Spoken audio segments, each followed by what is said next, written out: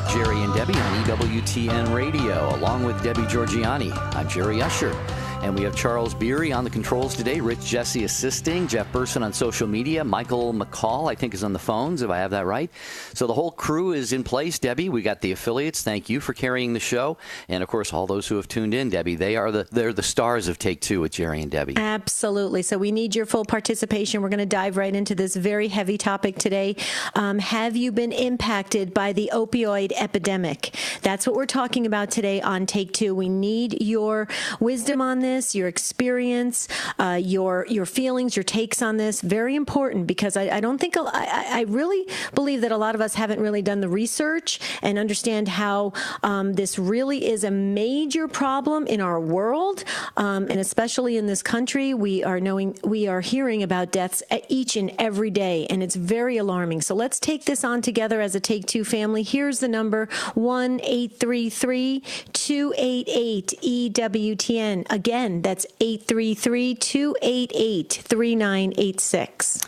It's something that often, in fact, in many cases, starts off very, very simply and innocently as a back injury or some kind of an illness, or a tweaked wrist or something, construction work job, or an athletic injury. It could be any number of things, Debbie. And the prescription is written, and all of a sudden, before you know it, there's a drug addict in the family. This doesn't happen in every situation, obviously. I've got a couple bottles of opioids down the hall, or I think they're opioids for my knee surgeries. Like Percocets or Vicodin or something like that. Each one of them, maybe has 2 gone from the prescription. I'm afraid to take any more of it. I guess the only reason I keep it is just in case I have some real, bad pain sometime. But sure. And then the access to them, Debbie. There's so much we could say about this, and we don't want to come at this from merely a teaching or statistical point of view, but Debbie, real life. That's what this show's about. Well, yeah, and speaking of that, Jerry, I do think it is important, though, just for us to get a kind of a grasp on what we're dealing with, just especially in the United States. We know we have international listeners, so please understand this. I just wanted to real quickly, Jerry, because when I did the research, I was so startled by the stats. I couldn't even believe it. I just wanted to quickly just share 4 very quick, if I can, the Understanding the Epidemic Sure. by the CDC, if I can share that. So listen to this. It'll just, oh my goodness. From 1999 to 2017, more than 700,000 people have died from a drug overdose. 700,000. This is in the United States. Around 68% of the more than 70,200 drug overdose deaths in 2017 involved an opioid. Okay, so 68% of the 70,000 drug overdose deaths in 2017 involved an opioid. That was a tongue twister, but you know what I mean. And the majority of them, involved in opioids. Exactly what you're talking about, Jerry. That could have started out very innocently by having a pain reliever from a surgery or an accident, and now has turned into something very deadly. In 2017, the number of overdose deaths involving opioids, including prescription opioids and illegal opioids like heroin and illicitly manufactured fentanyl, was 6 times higher than in 1999. And on average, and this is the one that just really hit me hard, Jerry, on average, 130 Americans die every day from an opioid overdose. Yeah, it's staggering. Those are absolutely staggering numbers. Mm-hmm. And if anyone has been watching the news, it's been on EWTN News Nightly. It's been on all the local and major network newscasts. Debbie, the government is trying to figure out what to do about this, how to develop a program to combat this and so forth. So, God, we pray that somehow we'll get a handle on this, but it is really out of control right now. And so if you just tuned in here, we're a few minutes into Take Two with Jerry and Debbie on this Wednesday. And every now and then, Debbie and I like to... We dive a little deeper into the pool with a topic, and today we have one such topic, the opioid epidemic. And again, Debbie shared some statistics there and so forth. But from here now, we want to hear your own personal experience. Maybe you yourself have struggled with this, or you do right now. Maybe you spent time in a rehab facility, and that helped to save your life. Maybe you've got a loved one, Debbie. So many of us, if it's not a problem for us, it's almost certainly this touches almost everybody. I guess that's the point to make. Yeah. Well, that's the part that bothers me. You shared, Jerry, about like a surgery or an accident or something like that, and the doctor prescribes a painkiller, a pain reliever that has that morphine-like substance in it that relieves the pain. When you hear about these drug overdoses, what comes to mind, Jerry? People think, oh, this is a person that really was addicted to drugs their whole life. They couldn't. Loser. Yeah, exactly. It's not, Jerry. These are people that are working, wonderful, productive people that have fell into Parents. this because, parents, kids. I mean, and now you get addicted to it just by being introduced to it because of something very innocent like an accident or surgery. Jerry, this is very, very alarming. I mean, we really have to get a handle on this if we're going to help the future generations be able to cope with this, because 130 Americans dying every day from it. I mean, that is... It makes my stomach just hurt, Well, and I want to stay just for a second on what Debbie just said, and then we'll get to your calls in a moment here on Take Two with Jerry and Debbie. This is something we mentioned before, Debbie, about when we've done shows on alcoholism and pornography and so forth.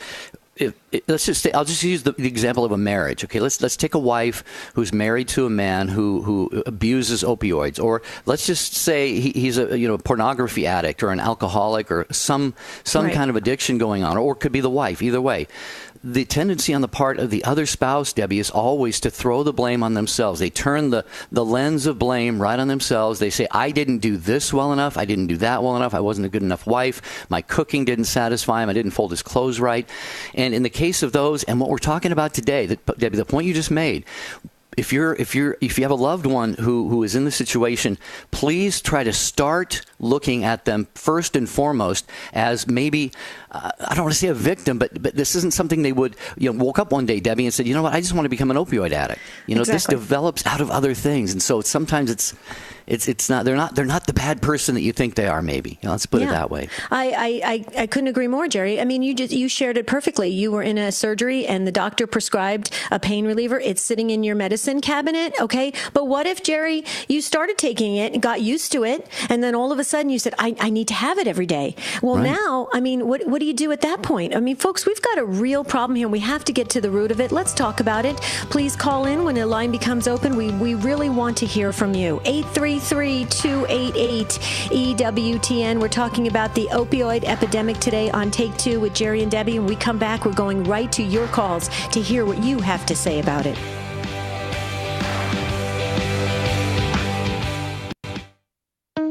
Morning Glory.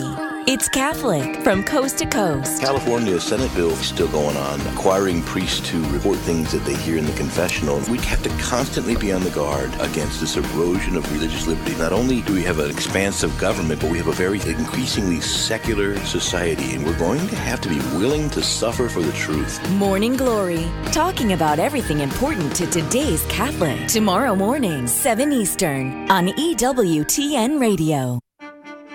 Bishop Robert Barron. I've been a priest for 31 years. It's a call to a total gift to Christ. It's a total gift of one's life to be conformed to Christ. And that's why I felt it when I was a young guy and I was kind of getting into religion and understanding it more deeply intellectually. It just began to hit me with a great clarity that if this is true, if God is real and God is a supreme good, well, why wouldn't I give my whole self to God? Why would I get distracted by anything else, Now, again, I'm not saying that should be true for every single person on the planet.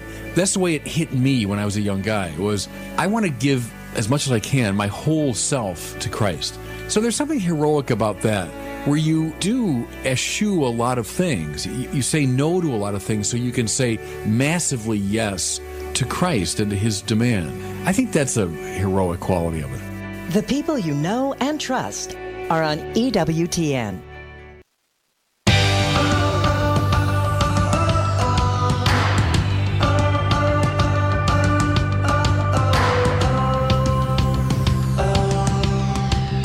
Hi, it's Take Two with Jerry and Debbie on EWTN Radio, and we're going right to your calls about the impact, the effect that the opioid epidemic has had on you, and maybe this you have an experience from long ago. I mean, this has become an epidemic recently, but it's probably been an epidemic for much longer than we've wanted to admit. So we're going to get to your calls in a minute. Just want to remind you that Holy Mass is on the air, television and radio, on EWTN Radio mornings at 8 a.m. Eastern Time, and that is from Our Lady of the Angels Chapel in Irondale, Alabama. So on most of these EWTN radio affiliates, if you're up around 8 a.m. Eastern Time, you will get a broadcast of the Mass every day. When I was reading the stats on this epidemic, Jerry, you spoke about that. It actually, there was a huge rise in it around 2016. So what happened? What happened then? 2015, 2016. Now we're in 2019, and we've got a major crisis on our hands, especially in the U.S. And it's really quite frightening. I mean, when you think that our children can be exposed to it so easily. So when a line becomes open, please jump on it quickly at 1-833-288-3986. Deborah was first up in California, listening on the EWTN app. Let's hear what Deborah has to say. Welcome to Take Two. Thank you. Yes, my nephew died of fentanyl overdose a year ago, March. And he'd been in rehab off and on for about 10 years and really struggled. And he started taking his medications and drugs probably back in about 8th grade. And he, his parents were warned about problems, and they just sort of seemed to deny it. But then it got really serious, and he got in with other kids that were doing it. And then he went into rehab several times, and then would come out with jobs. And then at one point, a year ago, March, he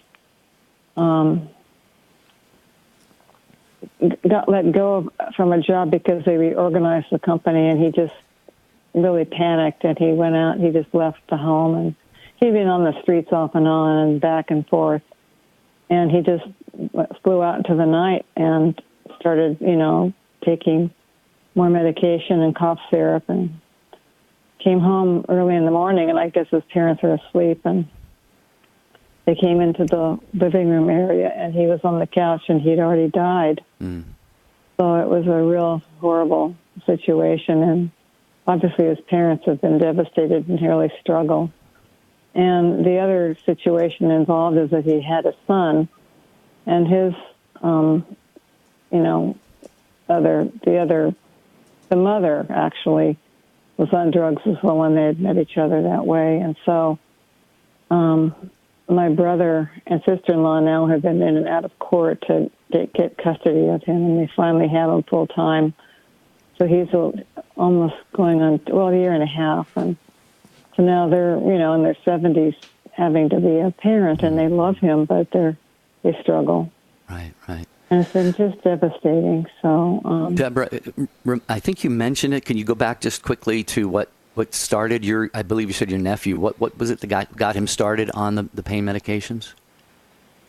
Well, he'd been kind of an anxious kid. Okay. And was pushed hard in school, and, living in where he does, the schools are real competitive, and he just couldn't cope very well. Okay. All right. So he just, began, I think, with marijuana, and then got into some other things. And Okay. It's really all of these things, unfortunately, just tend to spiral. Okay, when you have some of those underlying issues that your nephew had, then his self-worth is really not at a level that it should be. He doesn't recognize his own dignity, like many of us do not. And then once you start going down that path of the self-medicating and trying to get out of the pain, then shame enters into the picture, and the shame spiral just continues to take you down further. And you mentioned the times he was in rehab; those were all great steps on his part, but like you said, it wouldn't stick, so to speak. And after Debbie, I think Debbie, after doing that a certain number of times, the will just kind of gets broken down to the point where you just say, what, it's not worth it. I can't do this, and it's really tragic when that happens. But that may be partly what happened to her nephew. Well, and Deborah, your story, I could just hear. Oh, go ahead. Yeah, the world was just too much for him. Mm-hmm. You know, it's just like a tidal wave overwhelming him, and he just fell apart.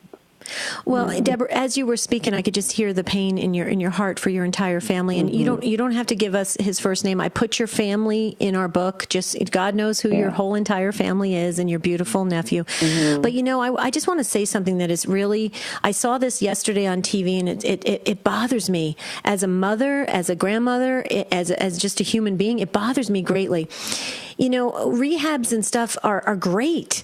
You know, people get a grasp on life. They get a second chance, but the world doesn't give them a second chance.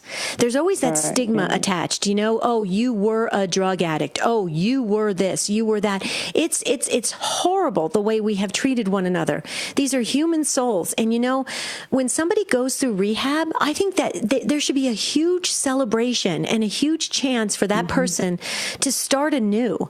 You know, the saints knew that. The saints used to always say, start anew. You know, they got it because they were holy men and women of God. But we in the world, we don't accept that. You know, you make a mistake in this world, you're just written off. It's never going to work for you. And that bothers me so greatly. It sounds like so many parts of his world failed him, Deborah, and that bothers me. Yeah, could I say a few more things? Sure. Hello? Yeah, go right ahead. Yeah, his name is Jonathan.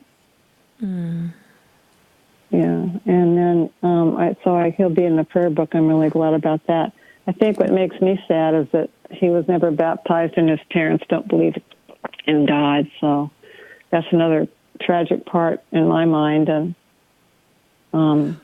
well, you know, Deborah, what you can do in this situation, you can be sort of a spiritual proxy for him, for Jonathan, and I'm sure you know generally what we mean by that. But you can win graces for him. You can be praying for him. You can say, Lord, I'm going to Mass today, and I'm just pretend I'm Jonathan. Apply to him the graces that you would give to me. And there's so many things you can do there. So you are the one. You seem to have a picture of the whole situation here, Deborah, which God has given you. And this is one of those beautiful things that he's allowed you to do, is to be able to pray now for Jonathan's soul and for his parents and for all of your loved ones. So, wow, okay. We're sorry for your loss, Deborah, but you're a beautiful soul. So thank you for sharing with us today. It helps all of us, and maybe we can help another young adult to get through this. So thank you, Deborah. Okay, those of you on the line, but lines are absolutely full right now. We may almost have to call up part 2 early in this show today, Debbie, because I agree. We'll see how it goes at the end of the show. So if you're on the line, be patient, and we'll probably do this topic again tomorrow because the lines are full the minute we mentioned the topic. So Mary is next in Kansas, listening to Take 2 with Jerry and Debbie on Cause of Our Joy Radio. Hi, Mary. Welcome. Hi. I was calling because I have a neighbor who through the years has had a lot of surgeries, and her children and my children have gone to the same parish Catholic school together. They have a big family. We have a big family. And, you know, as a neighbor, you pick up on things that just don't seem right. And in the years we lived together or next towards each other, I noticed there was never a mention of taking like a Tylenol or an Advil for a headache. It was always something like that was left over from a surgery that you would take. And then one day when we were out and I was visiting, I said, I think I have to go in. My throat is hurting so badly. I think I may be coming down with strep throat. And she said, well, would you want one of the, can I give you like a Percodan? I can't remember what it was, but it was an opioid. And I just looked up and I thought, I was just, offered illegal drugs but it was a moment of a wake-up call that this is a danger to my family, to my children, because in her heart, she was doing something good for me because it would relieve the pain. And I thought, well, this, I have to tell my children. I've never shared with them. I don't let them play inside of their house because I've always had these suspicions, but I have to tell them, even if Mrs. So-and-so is trying to help you, never take any sort of medication because it could be addictive. And as a neighbor, but it also has brought me to a realization what it means in the commandments of love thy neighbor is really and truly to pray for the problems of our neighbor. It's not love them as in have them over every day, take them cookies. I mean, that's a nice thing too, take them cookies and stuff, but really and truly to pray for their good and pray for the good of their children. Even when that means, no, my kids can't go into your house, it might not be a safe place. Right. And making some hardline things. Right. Well, Mary, calling for spiritual help. Yeah. Yeah. Mary, can I ask you a question? I mean, this is your neighbor. I mean, you may not end up being, best buds after this, but are you able to approach, or have a conversations, a really heart-to-heart conversation with her about your concerns? Not that she, but just like you stated right here on this call, it was so kind of her that she wanted to take away your pain, but it also was a little bit, maybe unsettling for you that she had these, in her purse or whatever. And just to remind folks of their dignity and their worth in God's eyes, and the fact that when we numb ourselves, however we do it, whether we numb ourselves by any type of addiction or any type of distraction or any type of pill, we can essentially be numbing ourselves to the graces that God is freely wanting to give us. Have you ever thought about having that deep conversation with her? I know it might put you on the spot, but the fact that you mentioned it. No, because I've never. That day I looked at her, and there was an awkward pause, and I could see in her face that she realized that she had sort of crossed the line of what I thought was overstepped. Mm-hmm. And but several of her children have been arrested for like opioid use or opioid or dealings. And so I just have never brought it up because, they have always been innocent or framed. And, when it was explained but at one point she did acknowledge actually that one of them was addicted and was going to treatment. And so I just, but as far as any acknowledgement that she might have a problem, there's never that has never been forthcoming. She works, she's very she takes her kids to religious school. So that opening has never been there. Maybe that's what I need to ask the Holy Spirit for. I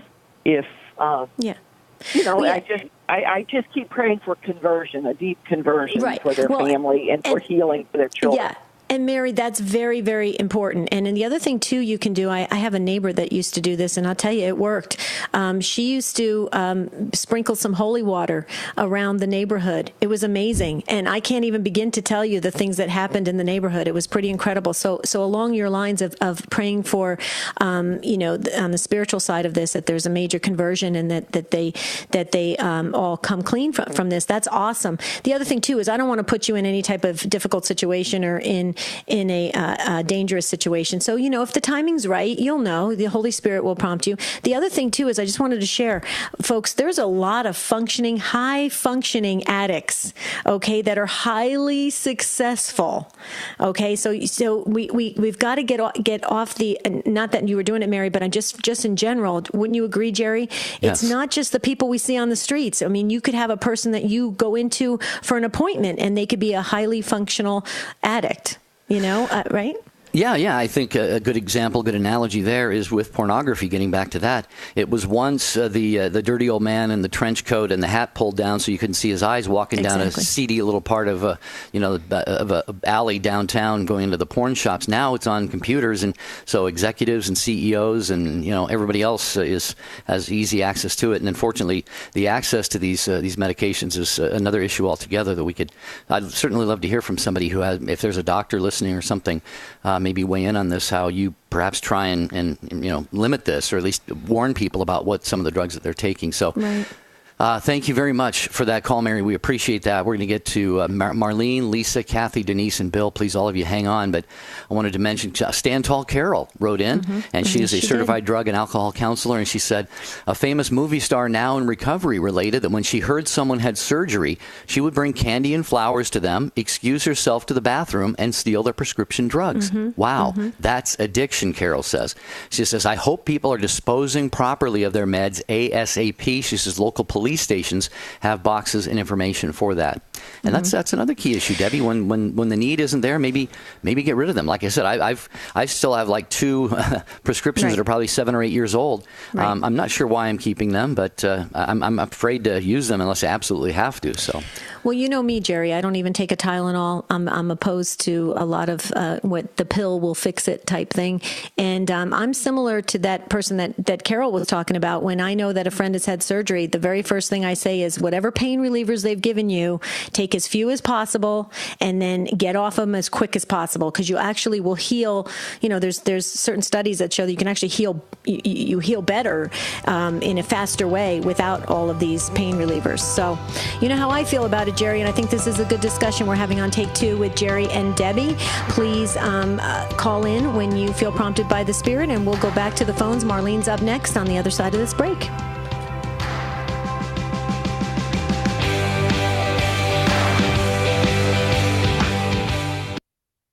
Dr. Scott Hahn. Jesus gave us the most perfect of prayers. It's always prayed by the Catholic Church after the consecration and right before communion, but always there at the climax of the Mass. The leading Catholic voices are on EWTN Radio.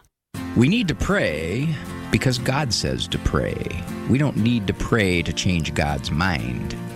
We pray because that is our big connection to the Almighty. Do we need it? Like we need air, like we need water? Yep. Because if, in fact, God is the ultimate reality, more reality than air and water, then we do need to pray as much as we need to breathe. This is an EWTN bookmark brief. I just had the pleasure of speaking with Abby Johnson about her book, Unplanned. Abby, tell us about the book, why it's important. Well, the book first came out really as a project to help me, just sort of with my healing and getting all of this information out there, and to try to help other people understand, people in the pro-life movement understand what was going on inside of the abortion industry. And I think it confirmed a lot of things that pro-life people thought were happening, but they weren't entirely sure. And so I was able to confirm that through the book, and also really trying to offer healing to people who had been touched by abortion, showing them that God's grace is for everyone, available for everyone. The author, Abby Johnson. You can pick it up through our EWTN Religious Catalog. This has been an EWTN Bookmark Brief. Thanks for stopping by. Hi, this is Janet Williams. We embrace the essence of feminine spirituality on Women of Grace tomorrow at 11 a.m. Eastern here on EWTN Radio. Now, back to Take Two with Jerry and Debbie.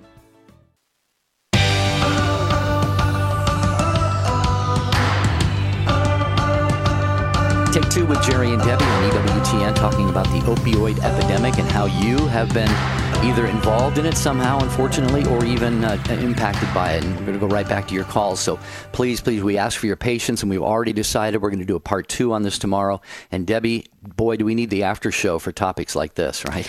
We do. So we can, we're trying to talk as fast as we can, and we're trying to get this all in, but you guys get it, because you're calling in, you have a lot to say about this, and this is an important topic. So yeah, the after show is very necessary right now. Marlene, thank you for waiting in Jackson, Ohio on St. Gabriel Radio. Marlene, welcome. Hi.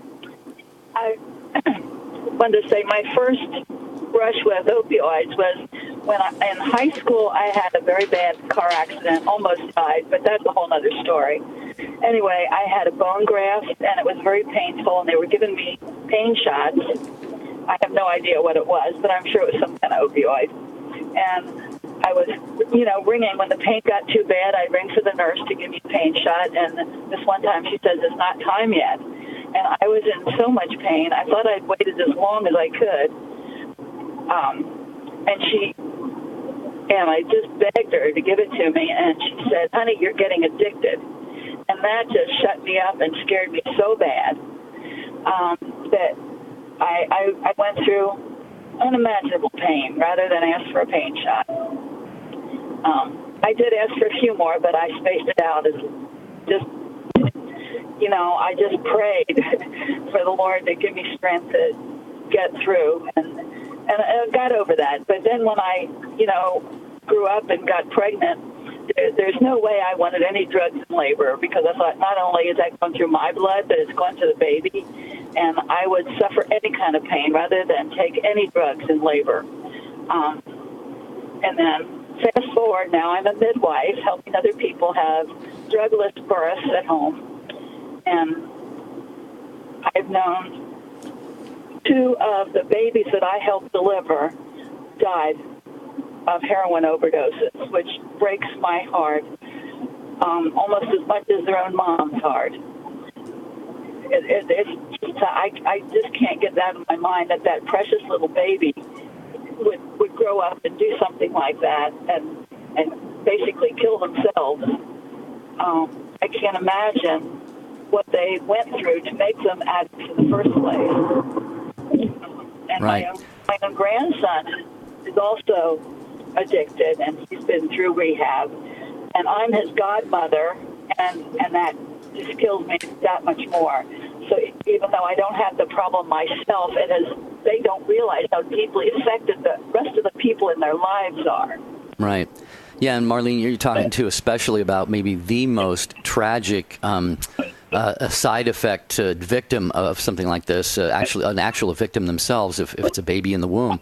And again, we get back to this idea of, is the person intentionally bad doing it? No, of course not. Of course not. The last thing they would want to do is to intentionally harm their unborn child.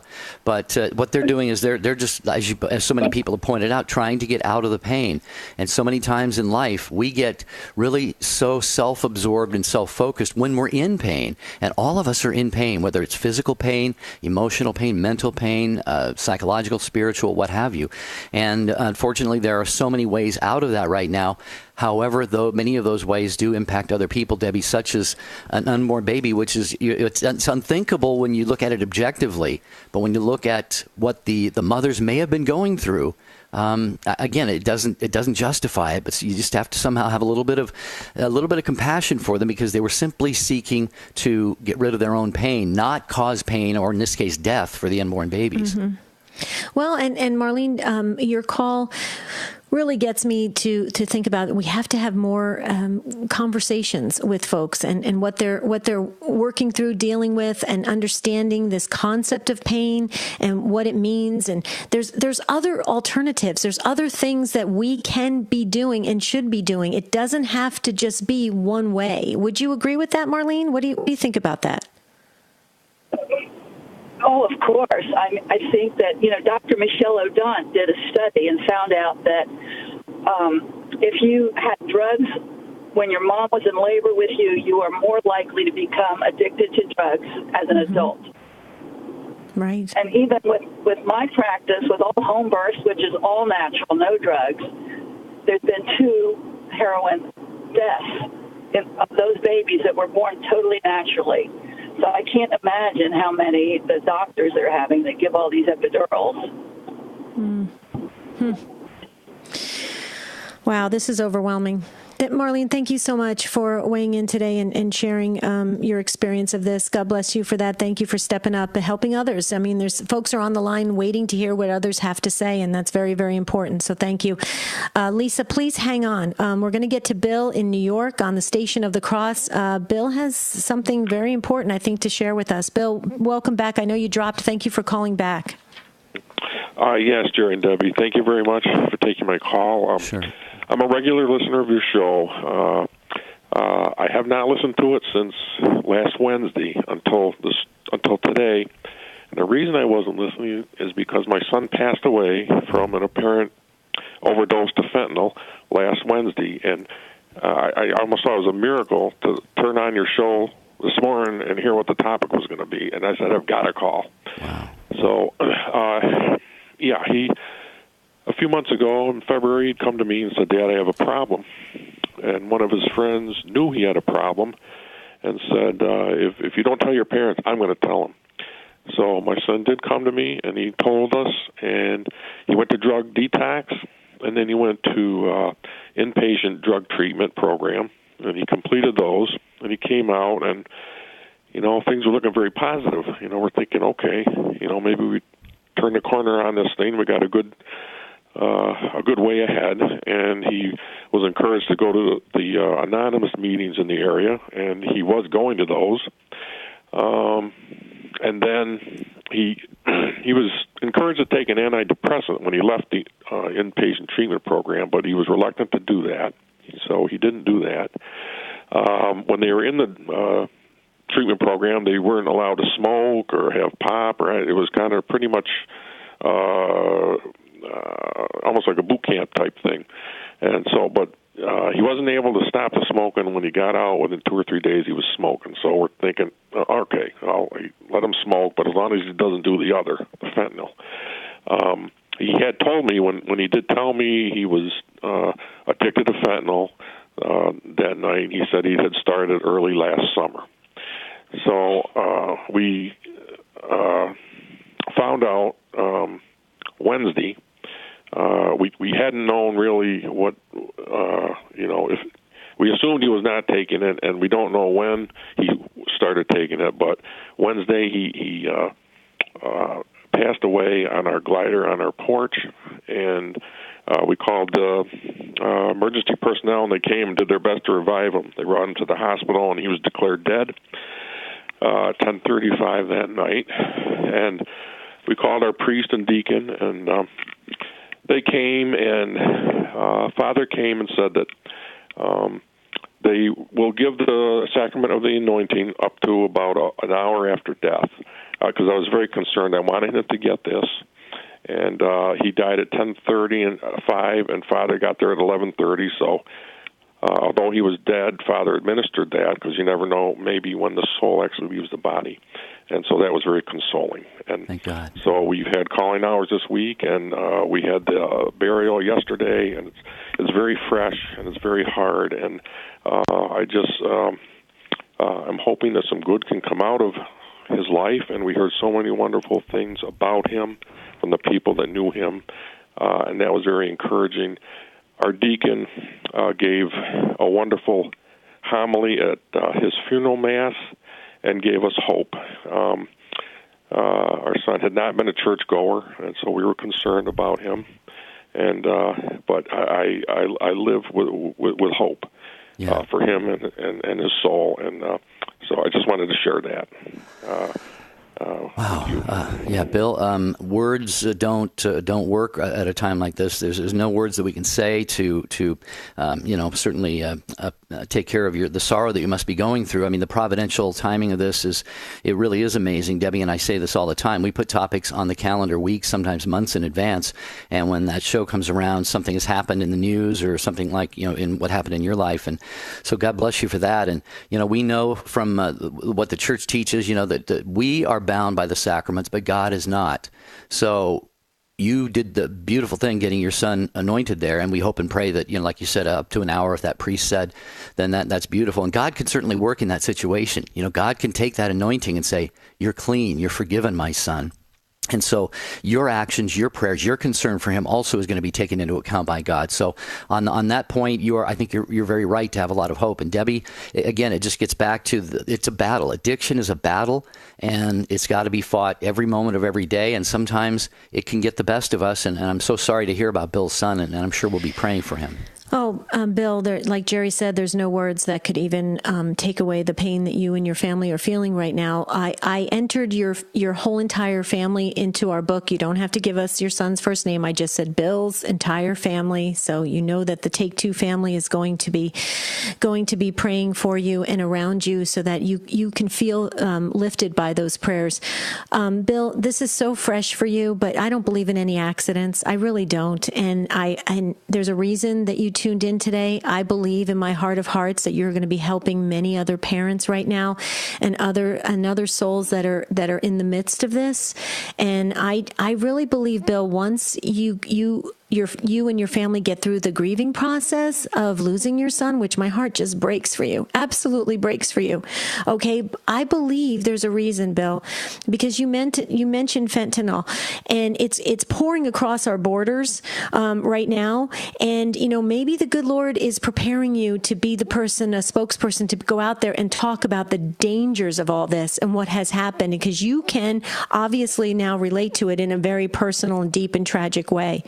So I just want to say, Bill, please stay in touch with us. I mean, right now this is so raw for you guys, but we would really love to hear, what the good Lord has equipped you to do for the rest of us and this world, because we're in a crisis, and we just want you to know that our hearts are with you. And already we're getting comments coming in from the Take Two family. I mean, just love is pouring in for you and your family, Bill.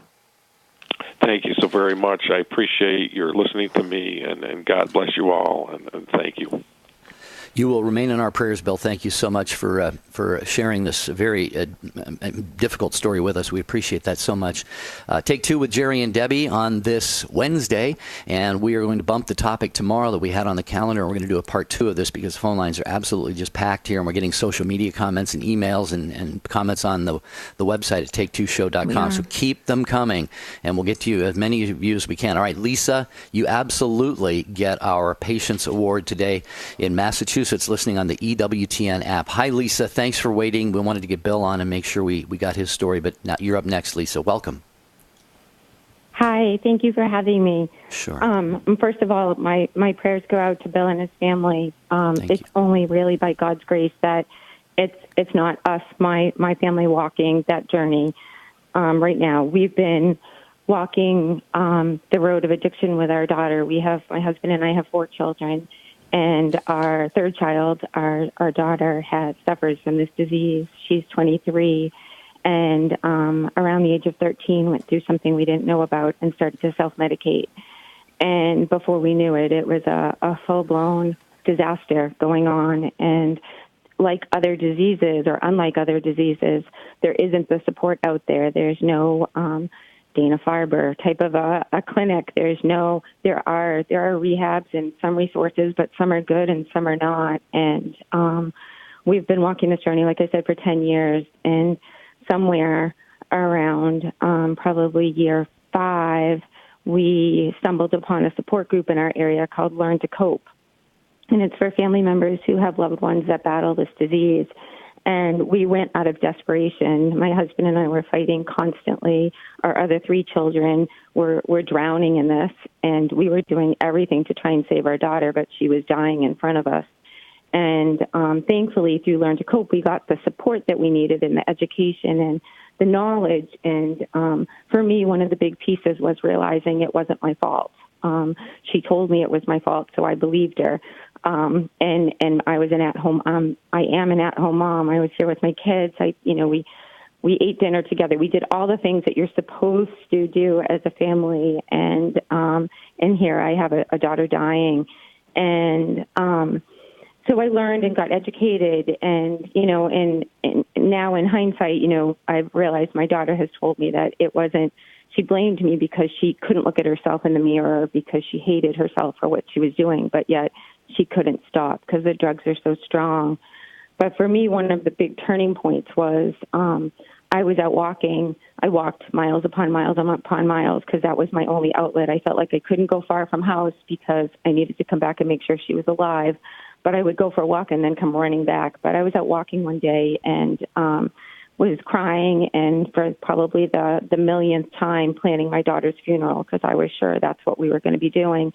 And I stopped and I just looked up and I asked God to give me something stronger, something better to hold on to, that I couldn't do that anymore. And the vision I got was Mary walking beside Jesus as he carried his cross. And for me, that was my turning point. I kept picturing the movie The Passion, where Jesus falls with his cross and Mary's in the crowd and she can look over to him. She can't go help pick up his cross, but she can look at him and meet him in the eye and let him know how loved he is. And that to me was what I was like, okay, I can do that, God. I can let my daughter know how loved she is, and I can walk beside her every step of the way. But sadly, I can't carry her cross. And for me, that was my turning point. I just started everything. I just Mary's always been my go-to girl. So I just kept turning to Mary. I was like, please help me, Mary. Please guide me, guide my words, my thoughts, my actions. Help me to reach my daughter. Help me to let her know she's loved, because she hated herself while she was in the depths of it. And for me, I was like, she needs to know how loved she is, because she doesn't love herself. And slowly, we've been blessed. She's now almost a year in sobriety and doing well, doing really well. And it's my daughter back again. And it's amazing. And we've been really blessed, but she has a disease, and it's a chronic disease. So none of us know, she could relapse at any moment, but she knows she's loved, and she knows we're here for her. And that was huge for me. Well, Lisa, it's huge for us that you called in, because there's a lot of families right now going through the same exact situation. They don't know where to turn. They're afraid to tell people. They don't want to be judged, the stigma that's attached to it. And what you said, I think, was so profound, where you said you found this Learn to Cope support group, and it helped you to grasp it better, to understand how you guys can get through this and manage this or walk through this. So I'm so grateful that you shared that today. I hope others really sat up and listened to your story so that they can learn from it, and they can start to reach out and find these support groups, because they're there. The support groups are there. You just have to look for them. Lisa, one other thing I just wanted to say, as you were talking about the Blessed Mother, before you spoke about your relationship with the Blessed Mother, before you spoke about that, so you got to trust me on this, and I'll show to our YouTube and Facebook audience, I'm actually holding a miraculous medal right here, blessed by a priest at Our Lady of Good Help in Wisconsin. I felt strongly about the miraculous medal, and then you talked about the Blessed Mother. Lisa, if your daughter is open to it, can you get a miraculous medal of the Blessed Mother, have it blessed, and ask your daughter to either keep it on her, wear it in her purse, in her pocket? I just felt strongly about it, Lisa. I don't know, maybe she has one already. She doesn't have one, but I definitely will, and she will be open to it. She's an amazing young lady, and everyone listening needs to know that it is a disease, and we didn't cause it, and we actually can't cure it. There's specialists out there that are meant to help them, but we have to love our loved ones through it, and the stigma is huge out there. For a long time, we didn't share with people, because I didn't care what people thought about me, because I was already judging myself, but I didn't want them to judge my daughter because she had a disease. And so yes, no, once we did start talking, though, everybody's touched by this somewhere. And she has lost more people, because, your last caller was speaking about the fentanyl. Fentanyl is in everything now. Fentanyl is in marijuana. Fentanyl is found in everything right now. It's so dangerous, and it's one and done. Our loved ones don't want to die, but they use, and they don't know it's going to be their last use. And so there's so much education that needs to be out there. But for those in Massachusetts, there is Learn to Cope, and that is an amazing group. But it also is, you can go online for it, and there's a whole forum that people can message in, and you'll get responses immediately. So it's a great resource, but we do need it, and for me, faith was huge. I had to draw on something, and I honestly don't know how people get through stuff like this without faith, because when you're at the depths of not seeing any hope, like we were sure we would be having a funeral for our daughter, and that my other kids were drowning in it, because you're doing so much to try and save this one. The other kids can't even grasp it. It's huge. It's a family disease. I was just going to say and for me, faith. Yeah, I was going to say that, Lisa. The faith has to rally. The family has to rally around, and pretty soon, everybody is just drained emotionally and physically and spiritually. But two quick things, and then we'll get on. We'll let you get on with your day, Lisa. And by the way, anyone who's on the line right now, if we don't get to you today, please, we're going to do a part 2 tomorrow. But Lisa, when you said you have your daughter back, that just brightened my spirit so much. And I thought, now you have that beautiful, lovely, vivacious, life-loving, life-giving daughter back. See, Debbie and Lisa, people who are in addiction, that's not who they are. That's not who any of us is if we're in any kind of addiction or anything. All we're doing is trying to save our lives. You know, Jesus says in the Bible, he who seeks to save his life will lose it. See, what we're doing, it's self-preservation. You know, addictions really are just self-preservation. Jesus was the greatest psychologist who ever lived. And so, and Lisa, I'm glad you pointed out that, you know, she's found help in the support groups, because support groups are important, and you celebrate even daily victories, hourly victories, if you must, in order to reaffirm yourself and assure yourself that you're on the right path. So, Lisa, your daughter is doing a great job, and she is going to be in our prayers, as all of your family is. Deb? Absolutely. And one other thing, as Jerry was speaking, I felt this strongly. When your daughter feels strong enough and she feels empowered enough to do this, her story is going to help others.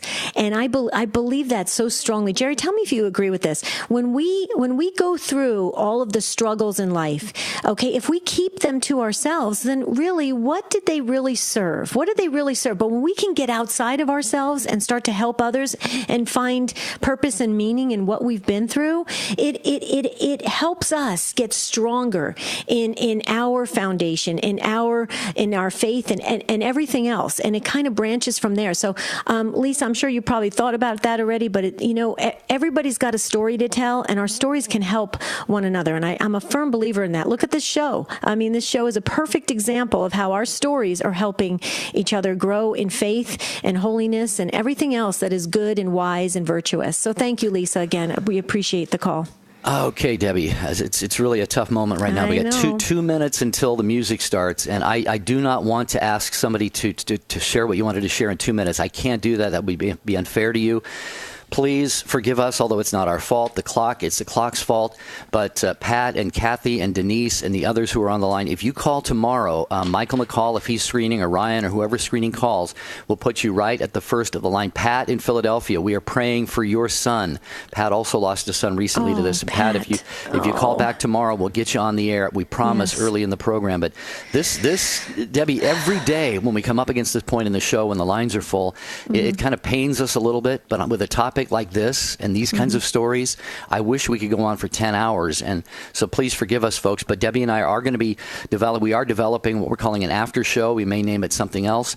But what we'll do is we'll sign off of this EWTN broadcast, and you can find us on Facebook or YouTube or whatever. And you'll be able to participate with your audio, maybe your video, and we can just continue the conversation for as long as it goes on. So that's coming up. For first time is what, June 14th? June 14th, right at our anniversary date, or June 15th is our anniversary date, but we're going to do it June 14th because that's a weekday. But folks, you can always like us on Facebook. Please do that, because then we can get messages to you quickly about when the after show is starting. That's Jerry and Debbie. Find us on Facebook. You can also send us emails, take2@ewtn.com. You can comment on the website, take2show.com. You can go on Facebook and comment there. You can text us. You can any which way. You can call in the comment line at EWTN. We get a lot of calls there as well. In fact, we got one yesterday about life, and so we'll be getting back to that young lady and sharing with her our thoughts on having a fulfilled life. But folks, we're in this together. Okay, this is a peer ministry, so please stay with us and help us help others. Jerry. Yeah, and there's a ton of social media and emails and so forth, and we will get to a lot more of that on tomorrow's program as well. Let's see. Valerie said, lost both of my brothers to the opioid epidemic, one in death and one in life. I'm not really sure what that means. As long as my one brother, she lost her brother who's still living is what she means. She's lost him as a brother. Okay. She says, I'll continue to pray for his recovery. Let's see. Shannon, I was a drug addict years ago, did any and everything to get high. Now I do not have to worry about it. I just know my limits and respect them. I'm no longer an alcoholic or drug addict. I am Shannon. I belong to God, and that is what he calls me, not the label name. So Shannon, praise God, we're happy for you on that. Beautiful, Shannon. Okay, folks, we are going to do a part 2 tomorrow on the opioid epidemic. Please be praying about it. We want to continue the conversation and help others. Until tomorrow, we're wishing you and praying for you a beautiful and blessed day. See you real soon.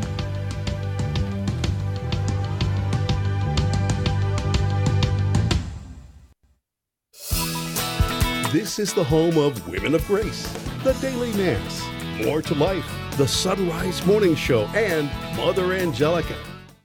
EWTN